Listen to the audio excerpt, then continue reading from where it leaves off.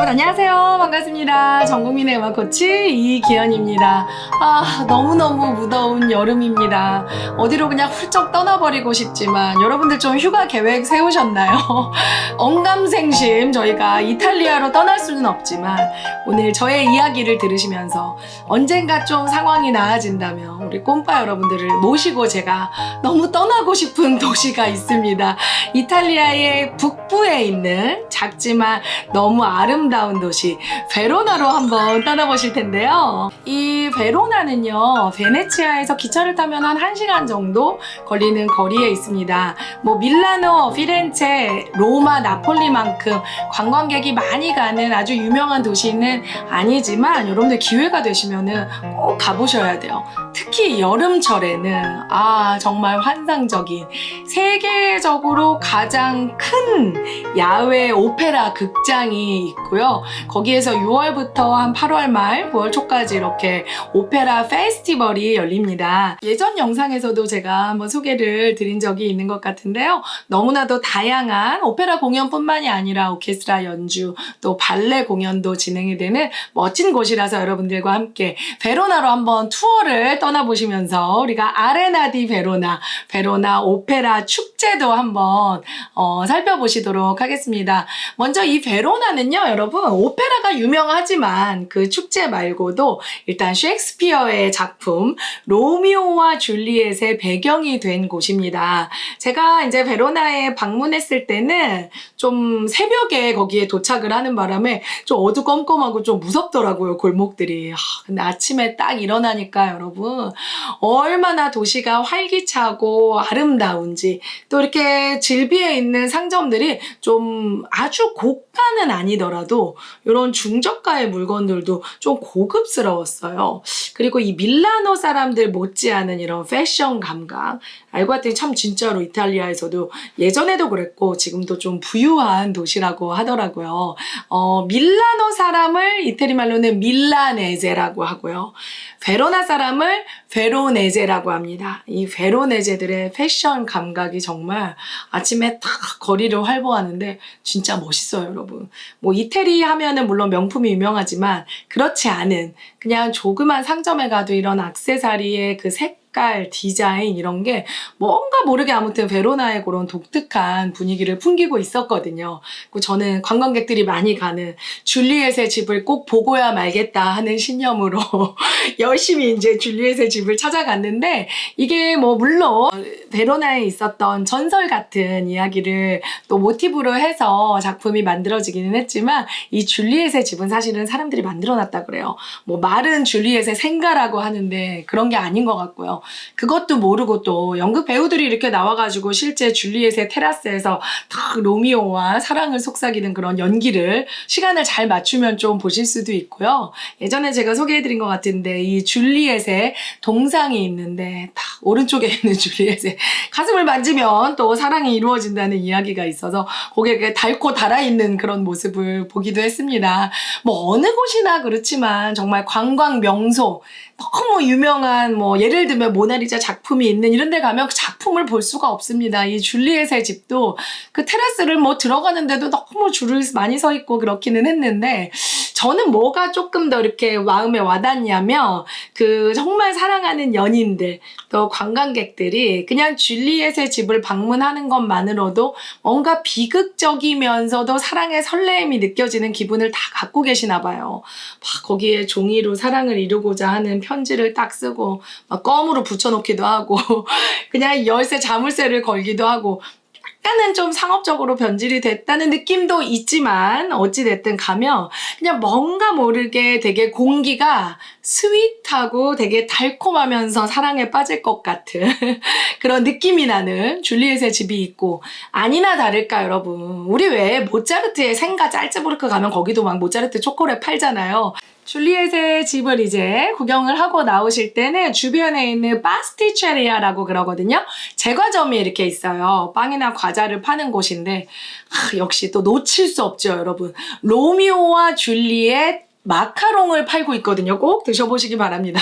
물론 맛도 좋지만 뭐 분위기 탓, 기분 탓일까요? 더 달콤하고 이렇게 맛있게 느껴지는데 그거를 드시면서 걸어가다 보면 이탈리아는 뭐 그래서 이렇게 약간 토론 문화가 발달한 것 같기도 하지만 늘 사람들이 광장, 이태리말로 삐아짜라 그러거든요. 피자가 아니고 삐아짜. 광장을 항상 이렇게 이태리 사람들을 만들어놔요. 호주에 가던 미국에 가던 캐나다에 가던 이태리 사람들이 모여있는 곳에는 꼭 이렇게 광장, 삐아짜가 있는데요. 여기에 삐아짜 델 에르바, 그러니까 에르바 광장이 있어요. 에르바는 허브라는 뜻이에요. 이태리 말로. 물론 허브 광장처럼 말처럼 이름처럼 거기에는 약재나 각종 채소들을 딱 파는 이렇게 시장이 열리거든요. 그 에르바 광장에 가셔서 신선한 이렇게 채소들을 좀 구입을 하셔도 좋을 것 같고 또 효능이 좋다는 약도 좀 사갖고 오시면서 이렇게 걸어 나가시면 브라 광장이라는 큰 광장이 나옵니다. 역시 또 광장이죠. 거기에 이제 뭐 고급 음식점들도 있고 관광객들이 넘쳐나지만 박물관도 있고 레스토랑을 지나서 여러분들의 눈에 딱 보이실 거예요. 여기 베로나인데 왜 로마에 있는 콜로세움이 여기 있지? 아마 놀라실 텐데 맞습니다. 로마 시대 때 원형 경기장이에요. 베로나에 있는 이 아레나 디 베로나 원형 경기장도 로마에 있는 콜로세움보다는 조금 더 늦게 지어지기는 했지만 역시 검투사들의 이렇게 검투 경기가 일어나던 곳이기 때문에 굉장히 양식이 로마에 있는 콜로세움과 비슷하게 지어져 있는데요. 거기에서 뭐 예전에는 뭐 시장이 열리기도 하고 또 경기들이 열리는 사람들이 많이 모이는 한 2만 명 넘게 거의 3만 명을 수용할 수 있는 큰 야외 극장이 1913년도에 이제 어떤 공연을 하면서 우연히 너무 음향이 좋다는 것을 알게 되면서 오페라 극장으로 변모하게 되었습니다. 그 당시에 이제 뭐 연주가 됐을 때 베르디 서거 100주년을 기념하는 음악회였는데 여러분 참 신기하죠? 마이크 없이 우리 그냥 뭐 예술의 전당, 세종문화회관 같은 그냥 2,000석, 3,000석 극장도 사실은 그 음향을 잡으려면은 음향판을 어떻게 설치를 하고 의자의 위치 또 무대 어떻게 또 반사판을 이게 여러분 진짜 그 공법도 너무 어렵고 어떤 재료를 써서 이 음향을 최대한 좋게 맞출 수 있는가 또 아주 울림이 좋고 듣기 좋게 저 꼭대기에 있는 관객들한테까지 음향을 좋게 할지 이게 참 쉬운 일이 아닌데요, 여러분.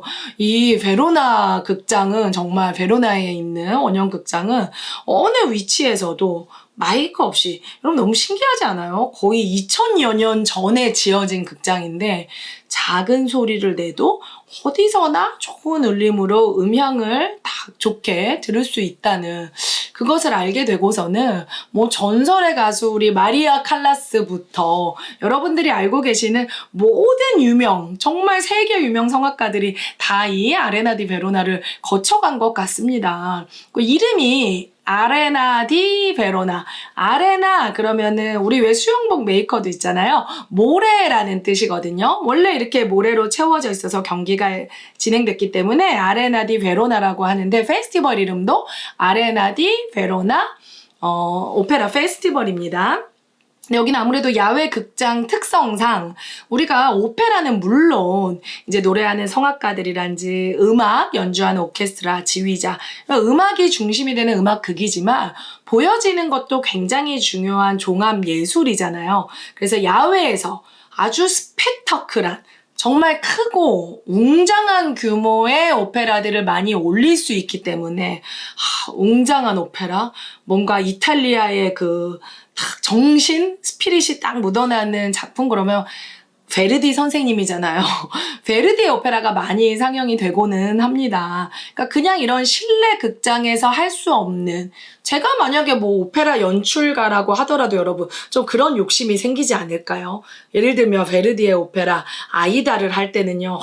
나일강을 건너오는 그런 장면에선 여러분 거의 뭐 영화를 보는 듯하게 큰 물을 채운 수조를 놓아가지고 강을 건너오는 느낌을 표현을 한다든지 막 개선행진곡이 있을 땐 여러분 낙타 코끼리 막 말이 등장을 합니다. 진짜 서커스도 아닌데 오페라에서 진짜 종합예술 오페라이구나 하는 거를 조금 더 느낄 수 있게 아주 실감나는 공연들이 많이 펼쳐지고요. 제가 오페라를 그때 보러 아레나에 이제 갔을 때 아레나 디 베로나에 갔을 때는 그때도 역시 저도 베르디의 오페라 아이다를 관람했었는데 그때 사실은 조금 여러분 이렇게 여독이 풀리지 않아가지고 다른 도시 뭐 베네치아 갔다가 다른 도시를 이렇게 갔다가 베로나에 새벽에 도착해서 너무너무 피곤했어요. 근데 일정이 좀 안 맞아서 저녁에 이제 오페라를 항상 하기 때문에 늦게 이렇게 앉아 있는데 너무 졸린 거예요.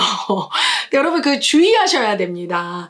야외 극장이기 때문에 이렇게 돌 계단, 좌석이 여러분 너무 뜨거워요. 여름에 이제 이 페스티벌이 펼쳐지기 때문에 해가 좀 어느 정도 지고 야외 극장 달궈져 있던 열기가 좀 식혀진 다음에 공연을 해야 되기 때문에 전통적으로는 한 9시 정도에 공연이 시작이 됩니다.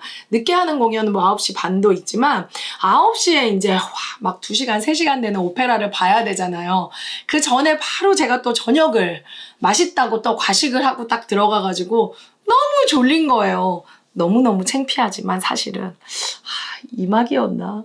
끝나고 나서 이렇게 인터미션 시간에 몰래 그냥 이렇게 조는 건 좀 아닌 것 같아가지고 외국 사람들도 많은 것 같은데 저 동양 여자애가 와서 졸고 있네 창피하잖아요. 잠깐 나왔던 기억이 있지만 여러분 잠을 좀 푹 주무시고 너무 많이 뭐를 드시지 마시고 들어가시기를 추천을 해드립니다. 제가 그때 오페라를 봤을 때는 너무 또 현대식으로 연출이 돼 있었어요. 아이다인데 여러분 이렇게 좀 전통 그냥 클래식을 좀 생각하고 갔던 관객들도 많이 좀 놀라움을 금치 못했던 아주 큰 막 콘크리트로 된 구조물들이 막 있으면서 정말 서커스 하듯이 위에서 내려오기도 하고 막 헬멧을 쓰고 오토바이가 막 나오기도 하고 코끼리나 낙타 말 대신 이렇게 오토바이나 자동차가 나오곤 해서 처음에는 좀 재미가 있는데 그래도 좀 이렇게 노래를 못하진 그때 사실 그렇게 아주 유명한 가수들의 캐스팅은 아니었던 것 같지만 뭐 나름대로 볼거리는 있었지만 저는 아주 흥미롭지는 않더라고요. 죄송합니다만. 그러니까 이것도 한번 어떤 연출가가 또 어떻게 이거를 프로듀싱을 했는지도 여러분들이 미리 좀 알고 가시면 좋을 것 같고 그렇지만 여러분 그래도 한번 가보십시오. 여기 오시는 분들이 무슨 꼭 오페라 매니아라서 이렇게 오시는 것보다는 좋은 사람들과 그냥 극장 안에만 있어도 여러분 뭔가 이렇게 뚫려 있는 지붕이 없는 곳에서 이 극장의 배경이 되는 지붕이 베로나의 밤 하늘이고요. 정말 2만여 명이 넘는 그 관객이 딱 숨을 죽이고서 정말 그 바늘 하나를 탁 떨어뜨리는 소리까지도 들을 기세로 딱 있는데 지휘자가 나와서 딱 연주를 하기 그 직전에 숨을 죽이는 그 순간이 저는 어떻게 보면은 이렇게 오페라 곡이 연주됐을 때보다 숨죽이는 숨을 죽이는 쉼표 음악으로 표현하면 그 들어가는 그 시점이 정말 뭐 어느 좋은 연주자의 공연에서도 경험해 볼 수 없는 그런 걸 좀 느꼈었거든요. 그러니까 여러분들이 좋은 작품 뭐 물론 많이 공연을 하지만 보시는 것도 중요하지만 한번 그 분위기를 딱 이렇게 느껴보시면 좋을 것 같습니다. 여기 이렇게 극장에 들어가기 전에 보면요. 오페라 극장 안으로 들어가는 게이트가 굉장히 많이 있습니다. 물론 이제 티켓을 미리 예매를 하셔가지고 게이트를 보시고 이렇게 가까운 자리를 골라서 들어가시면 되는데 거기에는 여러분 가운데 반달 모양으로 이렇게 있잖아요. 극장이 있으면 돌 계단 위에도 이렇게 좀 저렴한 여러분들 티켓을 구입하시면 앉아서 보실 수 있고요. 좀 방석 같은 거 갖고 가시면 더 좋을 것 같아요. 이게 아무리 밤이라고 해도 뜨거웠게 달궈져 있는 좌석이기 때문에 주의를 하시면 좋고 그 안쪽에는 이제 좌석이 있습니다. 막 레드카펫도 깔려 있고 반달 모양 안에 들어있는 그 1층 객석은 조금 티켓 값이 몇십만 원 해요. 좀 비싸지만 거기에 뭐 여러분들이 운이 좋으면 정말 화려한 드레스와 딱 턱시도를 입은 세계 각국의 그 셀럽들을 좀 만나실 수 있는 그런 기회도 여러분들이 주어지니까 좀 기대를 해주시면 좋을 것 같고요. 예전에 정말 전설의 소프라노죠. 몽쉐라 카바에도 이렇게 내가 정말 세계적인 성악가가 돼야겠다 딱 결심을 했던 것도 물론 이제 노래를 좋아서이겠지만 모르겠지만 나 베로나 극장에서 정말 저렇게 많은 사람들이 그 환호를 받으면서 이런 멋진 사람들이 모이는 곳에서 내가 노래를 할 수 있다니 그런 꿈을 좀 키워봐야겠다 해서 성악가의 꿈을 키웠다고 하는데요. 그러니까 이 오페라는 여러분 물론 많은 분들이 아유 그거는 좀 어느 정도 여유가 있고 뭐 경제적으로든 좀 마음적으로도 그런 사람들이 즐기는 좀 호화로운 그런 뭐 문화 아니겠습니까 하시는 분들도 많이 계실 텐데 한번 혹시 이탈리아로 여행을 가실 일이 있다면 베로나에 가셔서 오페라 작품을 다 이해하지는 못하시더라도 한번 그런 좋은 작품 보시면서 정말 추억에 남을 만한 뭔지는 모르겠지만 그 공기, 그 공간, 그 음악 한번 느껴보시면 좋을 것 같아요. 이 괴테도 그런 말을 했다고 합니다. 좀 뒤죽박죽 섞여 있는 질서가 없는 모든 군중들도 그 베로나 극장을 보고서 했다는 말인데요. 이 안에서 어떤 공간 안에서 하나의 딱 통일된 하나가 되는 정신을 가지고 공간을 채우는 어떻게 보면 구성 요소로서 한 사람 한 사람이 있을 때 이게 진짜 작품처럼 하나의 몸처럼 통일된 이런 것들을 보여준다는 이야기를 했다고 하는데 그러니까 여러분 그런 거 있잖아요. 어떤 공간을 시각적으로도 채우고 있는 게 굉장히 놀라워요.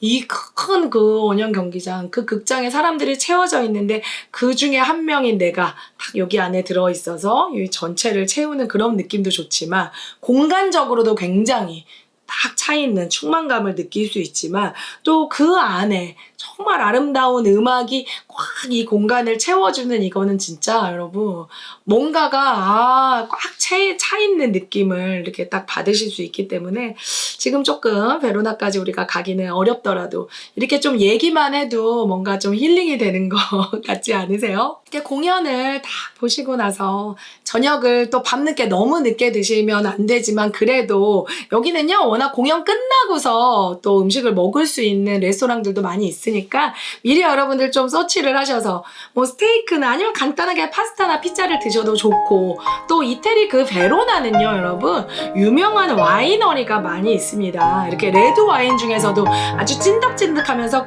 깊은 맛을 내는 레드 와인 아주 유명한 아마로네가 바로 베로나에서 생산이 되고요. 또 화이트 와인의 청량한 대명사 우리 소아베 와인이 또 여기 베로나에서 생산이 되거든요. 두 개가 좀 레드 와인, 화이트 와인의 아주 유명한 그 와인이기 때문에 여러분들도 와인 좋아하시는 분들은 딱 오페라도 관람을 하시고 식사하시면서 딱 와인도 한잔 하시면서 다음날 또 쇼핑도 함께 하시면은 좀 우리가 많이 가는 그런 도시보다 좀 알차게 관광을 즐기실 수 있는 하루의 짧은 시간이지만 많은 것들을 누릴 수 있는 그런 도시니까요. 여러분들 기회가 되시면은 꼭 한번 베로나로 떠나보고 저도 여러분들과 함께 베로나 야외 극장에서 우리 꼼빠 여러분들과 함께 진짜 오페라를 관람할 수 있는 그런 날을 한번 기다려보도록 하겠습니다. 여러분 무더운 날씨에 건강 유의하시고요. 저는 다음 시간에 더 좋은 모습으로 찾아뵙겠습니다. 여러분 감사합니다.